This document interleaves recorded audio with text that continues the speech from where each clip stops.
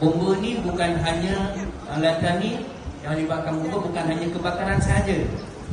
Lebih luas, kecemasan ke, ada ular ke, bangunan nak runtuh ke.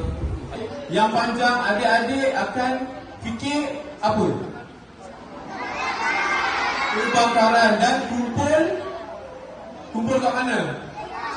Di luar kawasan bangunan sekolah. So adik-adik akan berjalan dengan cergas, berkumpul di sini. Ini adalah latihan, tapi bila waktu kejadian yang sebenar pun sama juga. Loceng yang panjang akan berbunyi. So boleh beza tak bunyi loceng panjang dengan loceng rehat macam mana? Alat pemadam api di Malaysia semua warna merah. Sebelum ni ada warna biru, warna hitam. So itu adalah yang lama. Yang terbaru kita dah update warna merah. Pemadam kebakaran macam mana? Jadi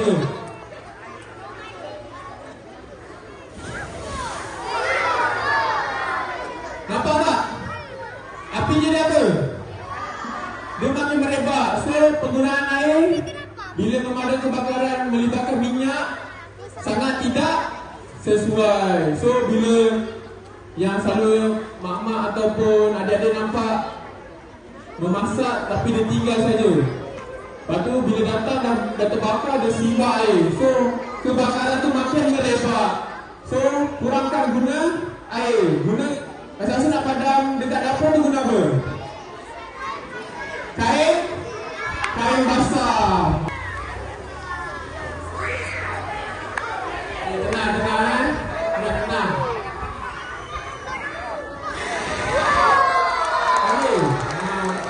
Okey. Tepuk tangan. Naik berguna.